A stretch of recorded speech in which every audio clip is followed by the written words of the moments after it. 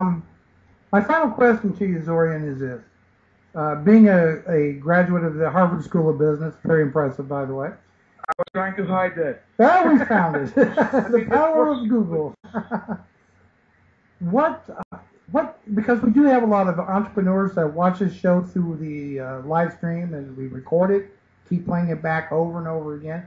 So there's going to be a lot of people that watch this at all hours of the night. But many are business people, small companies that are entrepreneurs, so forth. So I want to pick your brain for just a second and say if there was one piece of advice that you could give a fledgling entrepreneur, new manager, a new enterprise, what would Zorian say? What would that piece of advice be? We're expecting this. What is it? That is by far the hardest question, because there's the one piece of advice makes it really difficult, because there are so many different things that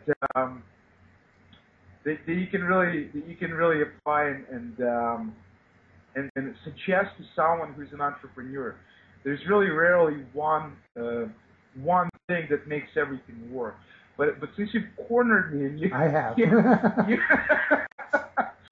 Since I had to give like truly one piece of advice that I think is overarching, and because you had to mention the Harvard Business School thing, which I typically only leave on the bio, but try to avoid putting out in conversations. I would say that I strongly believe that the one factor that truly can enhance and improve your probability of success is hard work. It's hard work. And the reason I said, since you mentioned Harvard Business School, is a lot of people probably think that if you go to a great business school that solves all your problems and you learn all these things, and that is very true. Mm-hmm.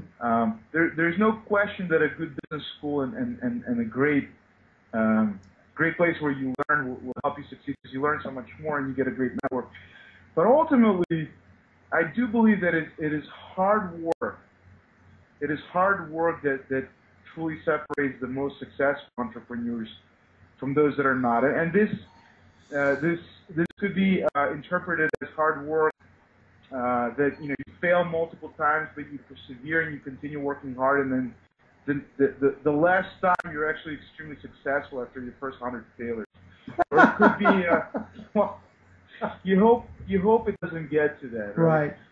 But it could also be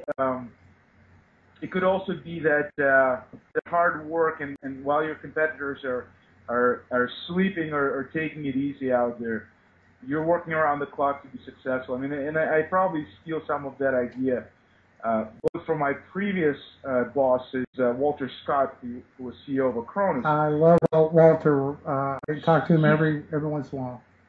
He's one of the hardest working CEOs I've ever seen. In fact, if not the hardest. I mean, Acronis used to arrive to work at 4:30 in the morning and would work until 7 p.m. every day and worked on weekends.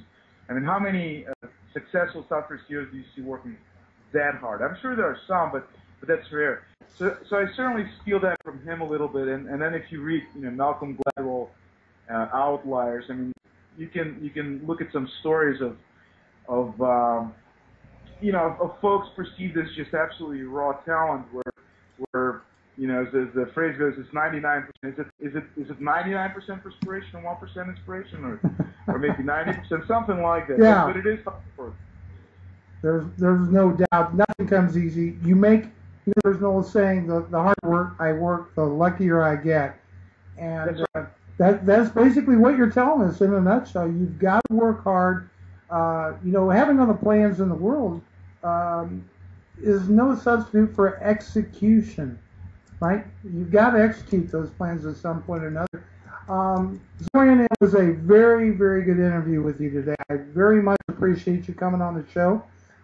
And enjoyed your input, and we love hearing from you time to time. We want to hear about how things are progressing with you and the company, and sharing that information with us. And you're welcome back as a guest anytime you wish. Well, thank you so much for having me. Really appreciate it sincerely. and look forward to continuing to talk to you in the future. Thank you, Zorian. Have a very good day. You too. Thank you so much. Bye-bye. Bye-bye. Well, folks, that was Zorian Rotenberg with StarWind Software. Heck of a guy and very, very smart. You heard him reference a gentleman by the name of Walter Scott. Walter is the CEO of GFI Software, and I'm a big GFI guy anyway. So we all kind of start to run in that same network of people. And I didn't know Walter got up and was in the office at 4:30 a.m. Wow. I know me, and I know that I'm dead to the world at 4:30 in the morning, as probably most people are. But there you have it. Some good answers, some questions that we had for him. We really appreciate that so much.